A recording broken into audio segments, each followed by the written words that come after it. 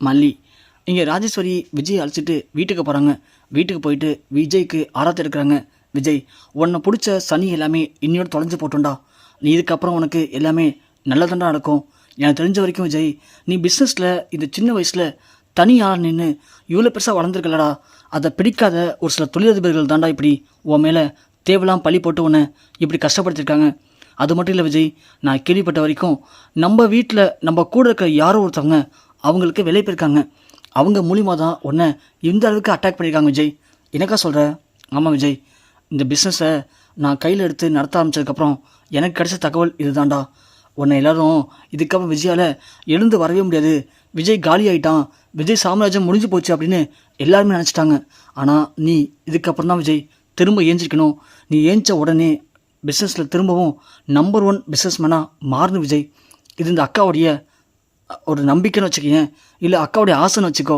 கண்டிப்பாக நீ திரும்பவும் பழைய விஜயமாக மாறணும் விஜய். கண்டிப்பாக்கா. சரி விஜய்.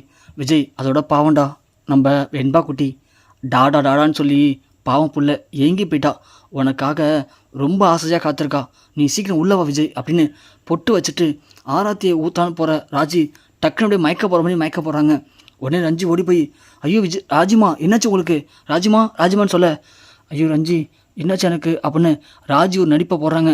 ரஞ்சி உடனே, ஐயோ ராஜிமா, மாமா தூக்குங்க மாமா, அக்கா ராஜிமாவை மேலே போகலாம் அப்படின்னு இங்கே தூக்கிட்டு வராங்க. தூக்கிட்டு வந்து பெட்டில் படுக்க வைக்கிறாங்க. படுக்க வச்சோன்னே ராஜி சொல்கிறாங்க, ரஞ்சி வெண்பா குட்டி எங்கம்மா? பாவம் விஜயை பார்க்க வந்த நேரத்தில் நான் வர மயக்கம் போட்டு அவங்க 2 பேரையும் பேச விடாமல் பண்ணிட்டேன். வெண்பா டாடா வந்துட்டார் பாருமா. பாவம் ரஞ்சி வெண்பா குட்டியை பார்த்துக்கிறதுக்கு ரொம்ப கஷ்டப்பட்டுட்டா விஜய். வெண்பா தான் மல்லி மல்லின்னு ரஞ்சியை புரிஞ்சிக்கல. ஆனால் ரஞ்சி தான் குழந்தையாட்டம் வெண்பா குட்டியை எவ்வளோ அழகாக பார்த்துக்கிட்டா. ஐயோ ராஜிமா, ஃபஸ்ட்டு நீங்கள் சாப்பிடும் ராஜிமா. மாமா, ராஜிமா சரியாக சாப்பிடவே இல்லை. நீங்கள் ஜெயிலுக்கு போனது சரியாக தூங்கலை, சாப்பிடல. எந்த நேரம் பார்த்தாலும் விஜய் எப்போ வருவான், விஜய் எப்போ வருவான், விஜய் எப்படி வெளியே கொண்டு வருது, என்ன பண்ணுறதுன்னு இதே நினப்பாக சுற்றி இருந்தாங்க. அதுதான் ராஜிமாவுக்கு தெரிஞ்சு உடம்பு சரியாக போயிடுச்சு. ஏற்கனவே 2 முறை இது மாதிரி தான் வீட்டில் மயக்கம் மட்டும் விழுந்தாங்க. நான் சத்தம் போட்டேன், அப்படியும் சாப்பிடல. நீங்களாச்சும் சொல்லுங்கள் விஜய் மாமா, ராஜிமா சாப்பிட சொல்லுங்கள். ஐயோ அக்கா, ஏன்க்கா அப்படி பண்ணுற? இல்லை விஜய், நானும் மூப்பலனா அப்புறம் நீ எப்படா வெளியே வர முடியும்? ஜாமீன் கிடைக்கும்டா. ஆனால் நீ மோசடி பண்ணியிருக்கன்னு சொல்லி ஜாமீன் கிடைக்காது. இந்த அக்காவுக்கு பிடிக்கலடா. ஏன்னா என் தம்பி எந்த தப்பும் பண்ணியிருக்க மாட்டான்னு எனக்கு தெரியும் விஜய். அதனால தான் உன்னை நிரபராதி அப்படின்னு சொல்லி வெளியே கொண்டு வரணும்னு கஷ்டப்பட்டேன், போராடினேன். இன்றைக்கி நான் ஜெயிச்சிட்டேன் விஜய். அக்கா ஏன்க்கா இப்படி பண்ணுற? போங்க ராஜிமா, நீங்கள் தான் இப்படி பண்ணுறீங்க. ஆனால் அந்த மல்லியை பாருங்கள், அவள் சந்தோஷமாக தான் இருந்தா, ஜாலியாக இருந்தா, நல்லா சாப்பிட்டா, நல்லா தூங்குனா. இப்போ கூட பாருங்கள், மாமா வெளியே வந்துட்டாரு. ஒரு வார்த்தை மாமா பார்த்தாரா, பேசினாரா? எங்கே போனால் என்ன பண்ணான்னு தெரியல. விடு ரஞ்சி, அவள் எதனா பண்ணிட்டு போகிறா, நமக்கு ஏன் அதை பற்றி? சரி ரஞ்சி, நீ போய் என்னுடைய பேக்கில் கொஞ்சம் பேக் பண்ண. ராஜிமா, நான் சொல்கிறது கேளுங்க ராஜிமா. போ ரஞ்சி. அக்கா ஏன்க்கா பேக்கில் எங்கே போக போகிற நீ இப்போ? இல்லை விஜய், நான் ஊருக்கு போகணும்னு முடிவு பண்ணிட்டேன்டா. என்ன ஊருக்கு போக போறியா? ஏன்க்கா என்னாச்சு உனக்கு? இல்லை விஜய், உன் பொண்டாட்டி என்னன்னு யோசிச்சுட்ருப்பா. இவங்கெல்லாம் ஒன்று சேர்ந்துட்டாங்க, எப்படி உங்களை பிரிக்கிறது அப்படின்னு யோசிப்பா. யோசிச்சுட்டு வருவா. வந்து என்ன பண்ண தெரியுமா? எப்போதும் போல தான், நீங்கள் ஜெயிலுக்கு போனதுக்கான உங்கள் அக்கா தான், உங்கள் அக்கா சூழ்ச்சி பண்ணிட்டாங்க, உங்கள் அக்கா நல்லவங்களே கிடையாது, எல்லாத்துக்கான உங்கள் அக்கா தான், அப்படி இப்படின்னு கண்டதை சொல்லுவா. நீ யோசிப்ப. ஏன் நீயும் பொண்டாட்டி சொல்கிறது கேட்ப தானே? அப்படி இருக்கும்போது ஏன்டா நான் அசிங்க பண்ணோம், உன்னை வெளியே கொண்டு வரதுக்கு நான் இவ்வளோ கஷ்டப்பட்டேன்னு எனக்கு தான் தெரியும். ஏன் நம்ம ரஞ்சுக்கு தெரியும். அப்படி இருக்கும்போது எல்லாத்தையும் பண்ணிவிட்டு இப்படி பழிப்பாவத்தையும் ஏற்றுக்கிட்டு என்னால் சும்மா இருக்க முடியல விஜய். என்னாலையும் முடியல விஜய், நான் கிளம்பிடுறேன்டா. ஐயோ அக்கா, அவளாம் ஒரு ஆள்னு சொல்லி அவளுக்கா நீ போகணுமா? நீ இருக்கா, நான் பார்த்துக்கிறேன் அப்படின்னு சொல்லும்போது கட்டணம் மல்லி வராங்க. எங்கன்னா வீட்டுக்குள்ளே வந்த உடனே விஜய் விஜய்னு கூப்பிட்றாங்க. விஜய் கோவமாக கீழே வராரு. என்ன மல்லி? விஜய், நீங்கள் ஜெயிலுக்கு போனதுக்கு காரணம் யார் தெரியுமா? தெரியும், நான் ஜெயிலுக்கு போனதுக்கு காரணம் யார், இங்கே அந்த சூழ்ச்சிக்கெலாம் காரணம் யார், என் சொத்தை யார் அடையணும்னு நினச்சது எல்லாமே தெரியும். இல்லை எங்கள் அக்கா தானே? ஆமாம் விஜய். போதும் நிப்பாட்டு மல்லி, ஏன் இப்படி பேசுகிற? ஐயோ விஜய், உங்கள் அக்கா சரியான விஷம் விஜய். யார்? எங்கள் அக்காவா? எங்கள் அக்கா விஷயம் மல்லி, உன் மனசு தான் ஃபுல்லாக விஷமாக இருக்குது. விஜய், நான் சொல்ல கேளுங்க விஜய்.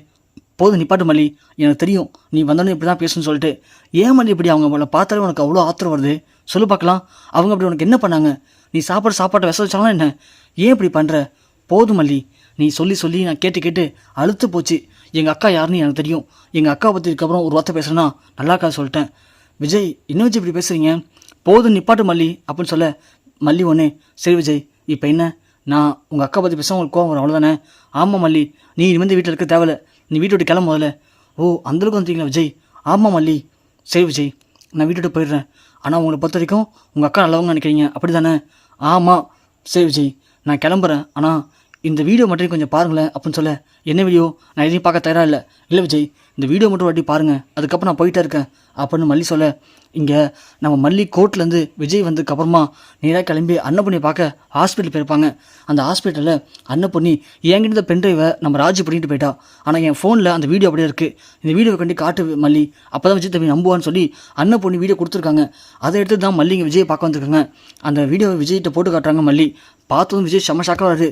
மல்லி என்ன இது அப்படின்னு கேட்க, போதுமா விஜய், இப்பயாச்சும் நம்புறீங்களா யார் நல்லவங்க யார் கெட்டவங்கன்னு? உங்களை பொறுத்த வரைக்கும் உங்கள் பார்வையில் உங்கள் அக்கா நல்லவங்களாக இருக்கலாம், ஆனால் உங்கள் அக்கா உண்மையிலேயே ரொம்ப ரொம்ப மோசமானவங்க.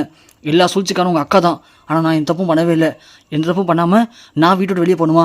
பரவாயில்ல விஜய், நான் வீட்டோட வெளியே போகிறேன் அப்படின்னு மல்லி சொல்ல, மல்லி திரும்பினவுடனே விஜய் டக்குன்னு மல்லி கையை பிடிக்காங்க.